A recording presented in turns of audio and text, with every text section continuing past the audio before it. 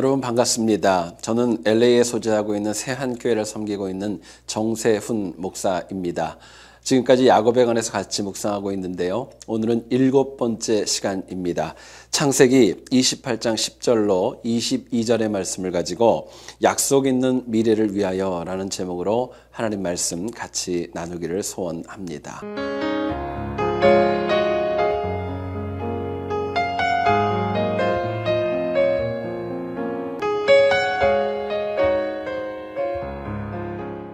이 세상을 살아가는 사람들은 그냥 사는 것이 아니라 약속과 보장이 있는 삶을 살기를 원합니다. 그러나 한 번만 더 생각을 해봐도 우리 인간의 힘으로 약속과 보장이 있는 삶을 사는 것은 불가능한 것입니다. 믿지 않는 사람들은 때로는 적절한 운이 필요하고 때가 필요하고 줄을 잘 서야 비로소 이 땅에 약속이 있다 생각을 합니다. 하지만 믿는 사람들은 엄연히 생각해 보아도 하나님께서 우리의 미래를 열어야 비로소 약속이 있는 삶을 살아갈 수 있는 것입니다. 오늘 본문의 야곱은 하란을 향하고 있습니다. 그런데 아직도 미래가 보이지 않고 암담하고 정말 현실이 어둡고 정말 암담한 가운데 하루하루를 살아가며 하란을 향하고 있습니다. 가족과도 떨어져 있습니다. 아는 사람도 없고 또 가서 뭘 해야 될지 아무것도 결정되지 않은 상황입니다. 그런데 감사하게도 하나님께서 야곱에게 나타나셨고 그에게 음성을 들려주시며 함께해 주십니다.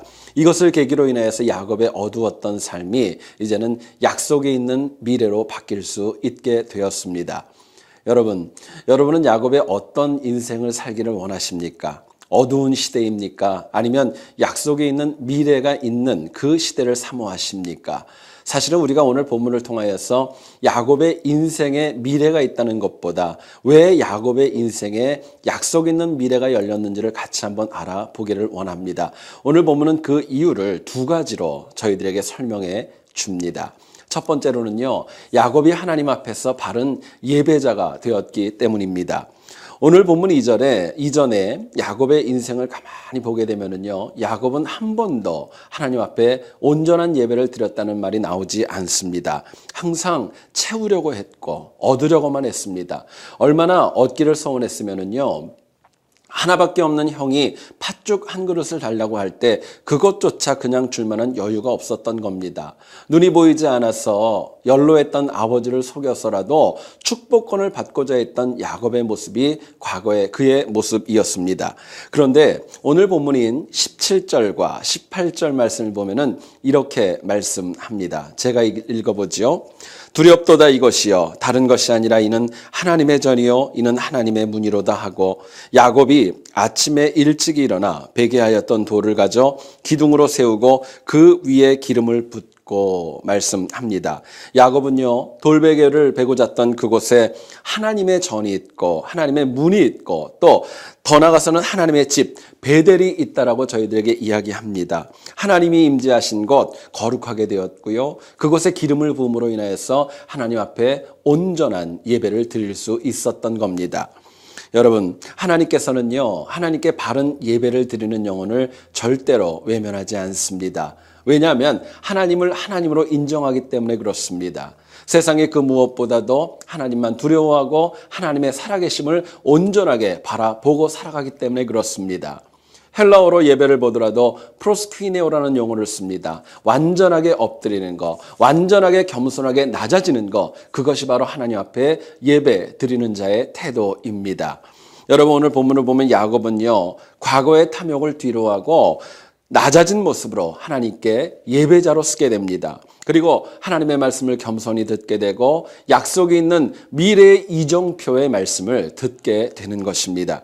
이처럼 신앙인이 하나님을 향하여 바른 예배를 드릴 때 하나님의 은혜가 있고 하늘의 문이 열리는 것입니다. 약속된 미래, 여러분 다른 거 없습니다. 하나님 앞에 바른 예배 드림으로 인하여서 온전하게 누리는 복이 있기를 주의 이름으로 축원드립니다. 두 번째로 생각할 것은요, 야곱이 약속 있는 미래를 얻기 위해서는요, 바른 봉헌자가 되었기 때문이다 이야기합니다. 야곱은요, 항상 주기보다는 받기를 소원했던 영혼이었었습니다. 형에게 장자권을 받기 원했습니다. 어머니의 사랑도 받아야 됐고요. 아버지의 축복권도 야곱은 받아야 했습니다. 그런데 오늘 본문 22절을 보면은요, 이렇게 얘기합니다. 내가 기둥으로 세운 이 돌이 하나님의 전이 될 것이요 하나님께서 내게 주신 모든 것에서 10분 1을 내가 반드시 하나님께 드리겠나이다 작정합니다. 그동안에 계속 받고만 살았던 인생 야곱이 이제는 하나님을 향하여서 11조를 드리겠다고 약속하고 결단하게 되는 것입니다. 여러분, 우리가 이 땅을 살아가면서 인간이 하나님께 드릴 수 있는 것들 생각해 보면 그렇게 많지 않습니다. 우리가 예배를 드릴 수 있고 시간을 드릴 수 있고 물질을 드릴 수 있고 헌신을 드릴 수 있습니다. 그러나 내가 가지고 있는 것들을 가지고 드리는 것이 아니라 사실은 모든 것들이 다 하나님이 주신 것들입니다. 하나님이 주셔야 우리가 하나님을 향하여 온전하게 봉헌할 수 있는 것입니다. 문제가 있다면 인간은요, 자기가 모든 것을 할 수 있다고 착각하기 때문에 하나님의 주권을 인정하지 않는 것입니다. 여러분, 하나님께서는 우리에게 11조를 말씀합니다. 하나님을 향한 11조는 하나님의 주권을 인정하는 것입니다. 약속 있는 미래는 하나님을 향하여서 바른 봉헌을 하는 곳에서 시작되어지는 것입니다. 그렇기 때문에 종교개혁자 마틴 루터는 이런 이야기도 하였습니다. 진정한 회개는 돈지갑의 회개에 있다 이야기를 했습니다.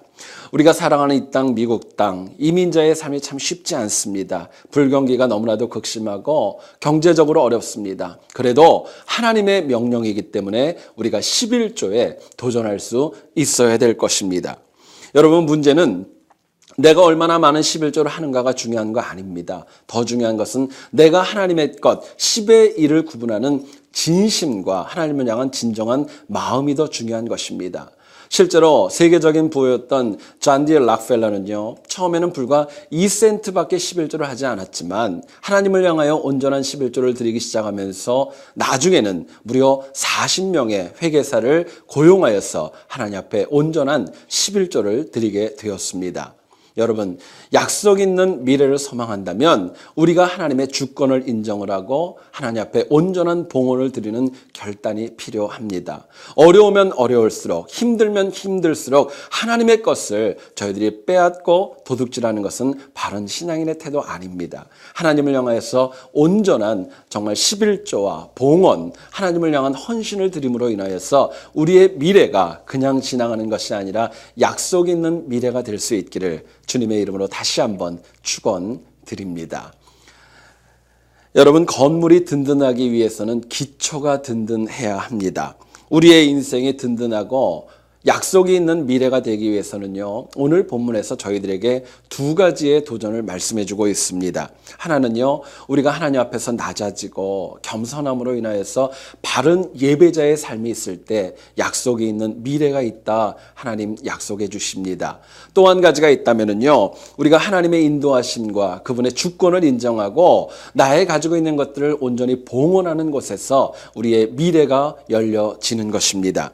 그래서 우리의 한 번뿐인 인생이 하나님을 향한 바른 예배, 바른 봉헌을 통하여서 이 땅을 실패하지 않고 승리하고 살아가는 저와 우리 모두 될 수 있기를 다시 한번 주님의 이름으로 축원드립니다. 제가 기도하고 말씀을 마치도록 하지요. 거룩하신 하나님 아버지, 참으로 고맙고 감사합니다. 우리는 소망 없는 이 땅을 살아가지만 약속 있는 미래를 사모하며 이 땅을 살아갑니다. 야곱과 같이 때로는 힘들고 어려운 시간이 많이 있지만 저희들에게 함께 하셔서 낮아지고 겸손함으로 하나님을 향하여서 바른 예배자의 삶을 살 수 있도록 도와주시옵소서. 내가 하려고 하는 것이 아니라 하나님의 주권을 인정하고 하나님 앞에 온전히 봉헌함으로 인하여서 하나님 주시는 은혜와 약속 가운데 승리하는 삶 살 수 있도록 도와주시옵소서. 감사와 찬양을 드리며 예수님의 이름으로 기도드렸사옵나이다. 아멘.